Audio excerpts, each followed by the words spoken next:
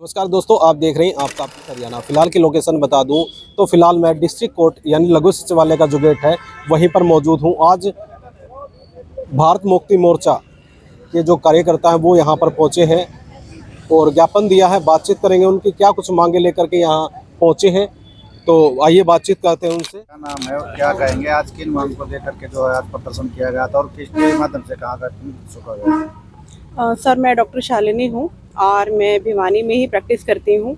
और आज यहाँ जो हम लोग इकट्ठा हुए हैं ये कोई आम बात नहीं है। आंदोलन कभी भी कोई होता है तो हमेशा पीड़ित वर्ग करता है। सत्ता में जो लोग हैं जिनके पास सब कुछ है वो कभी भी आंदोलन नहीं करते। तो सरकार ने आज से 2014 से पहले जितनी भी सरकारें थी उनके पास थोड़ी सी नैतिकता बाकी थी, थोड़ी सी शर्म थी, थोड़ी सी लाज थी, वो इतने अत्याचारी नहीं थे। लेकिन जब से 2014 की सरकार आई है तो इन्होंने खुले आम लूट मचा रखी है। पूरे देश को बेचने का काम इन लोगों ने कर रखा है। आपने सुना होगा मोदी जी ने एक स्टेटमेंट दी थी कि भ्रष्टाचार या भ्रष्टाचारी तो मेरे बगल में भी कभी नहीं बैठ सकते। मेरी तपस्या का इतना ताप है कि वो लोग जल जाएंगे। बट आज आप देख सकते हैं कि जितने भी भ्रष्टाचारी थे, जितने भी लुटेरे थे, जितने भी बलात्कारी हैं, सब बीजेपी में ज्वाइन करके बीजेपी में शामिल होके उन सबके पाप धुल गए हैं। तो अब जो सरकार है, सरकार ने ईवीएम के थ्रू अपना एक प्रोपेगेंडा बनाया है कि उन्होंने वोट डकैती का पूरा ब्रह्मास्त्र उनके पास है। उन्हें आम लोगों के वोट की ज़रूरत नहीं है। उड़ीसा में होने वाले जो कटक अधिकारों से आपको वंचित रखा गया है। बिल्कुल सर, तो जितने भी सर आप बात देख सकते हैं कि आज कोई भी इंसान या कोई भी किसी धर्म की बात करता है, किसी कास्ट की बात करता है तो उनको सरेआम दबा दिया जाता है। अगर वो पुलिस के पास जाते हैं तो उनकी रिपोर्ट भी नहीं लिखी जाती है। जो हमारे देश का संविधान था, देश हमेशा ही संविधान से चलता है और आगे भी संविधान से ही चलेगा। लेकिन ये संविधान विरोधी सरकार है। इन्होंने आम जनता के मौलिक अधिकारों का हनन करने की कोशिश की है और आम जनता ये बिल्कुल भी बर्दाश्त नहीं करेगी। क्या आप कहना चाहेंगे आज किन मांगों को? सर, मेरा नाम अनिल नाथवास है और ये जो आज हम यहाँ पर इकट्ठे हुए हैं, वामसेप और भारत मुक्ति मोर्चा का अधिवेशन होता है हर साल, राष्ट्रीय अधिवेशन, जो इस बार उड़ीसा के अंदर कटक है वहाँ पर होना था 26 दिसंबर से 30 दिसंबर तक, जिसकी परमिशन लगभग 2 महीने पहले ले चुके थे वामन मेश्राम साहब। और एन वक्त पर सभी वहाँ पर टेंट वगैरह लग के तैयार हो गए थे। लगभग 100 एकड़ के अंदर पूरे देश से वहाँ पर लोग जाने थे। उनके रहने सहने की सब व्यवस्था लगभग हो चुकी थी।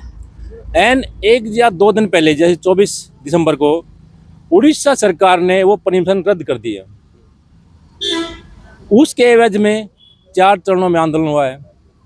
7 जनवरी को धरना प्रदर्शन, 15 जनवरी को रैली, और ये आज जो 22 जनवरी को है 2026 को रैली का आयोजन हुआ है।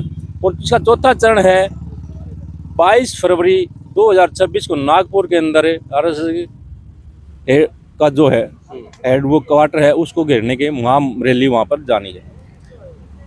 परमिशन पहले मिल चुकी थी या मिली नहीं सर? नहीं सर, बिल्कुल पहले मिल चुकी थी। 2 महीने पहले उसकी परमिशन हमारे पास हो चुकी थी। प्रशासन ने सभी चीज़ें देखकर परमिशन दी थी। उन वक्त पर किस वजह से इन्होंने उसको रद्द कर दिया वो कारण भी नहीं बताया। आज कहाँ से कहाँ प्रदर्शन किया गया है?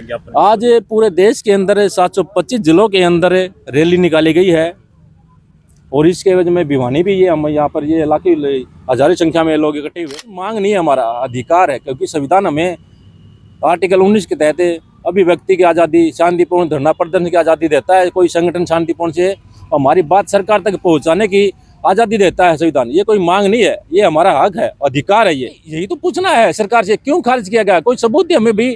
कोई देश विरोधी गतिविधि है, क्यों खारिज किया गया? इसका मेन कारण तो यह, इस बार का जो अधिवेशन था, ये जो एक देश के अंदर बहुत ही कौन इनको उत्पन्न पैदा करा समस्या को, उनका क्या निवारण है, उसके ऊपर अच्छी से चर्चा होती, इसी डर से लेकर ये शायद लगता है मेरे को। कोई जगह को लेकर को तो कोई ऐसी अगर जगह तो लेकर का होता है, आपकी बात सवाल सही है। अगर जगह को लेकर तो 2 महीने पहले जब परमिशन दी तभी तो जगह का चक्कर हुआ था। अरे भाई परमिशन हम यहाँ पर भी भिवानी में कर रहे हैं तो जगह तो पहले हुई है, तो पहले आपत्ति जा देते थे।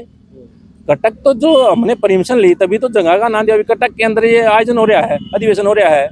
अगर जगह पर आपत्ति होती तो वहीं पर क्रॉस कर देते। अभी कटक के अंदर आप अधिवेशन नहीं कर सकते। इससे पहले कोई अराजकता वगैरह ऐसे पहले कोई नहीं होगी।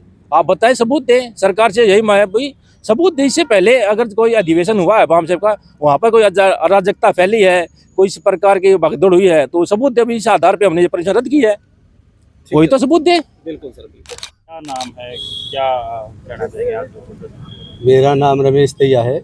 मैं भारत मुक्ति मोर्चा का प्रदेश उपाध्यक्ष हूँ। और हमारे जो मामला जो ये चल रहा है उड़ीसा कटक में, हमारा अधिवेशन होना था। हर साल जो है उड़ीसा हर भिन्न स्टेटों पर हर साल होता था। और हमने उड़ीसा में परमिशन ले रखी थी कैंप के लिए। और वो कैंप जो है 4 दिन का लगना था। और दूर दूर से जो है लाखों और हज़ारों में आदमी वहाँ पहुँच रहे थे, उनको प्रशिक्षण दिया जा रहा था। उसके बाद ठीक एंड टाइम पर वो परमिशन जो है हमारी रद्द कर दी।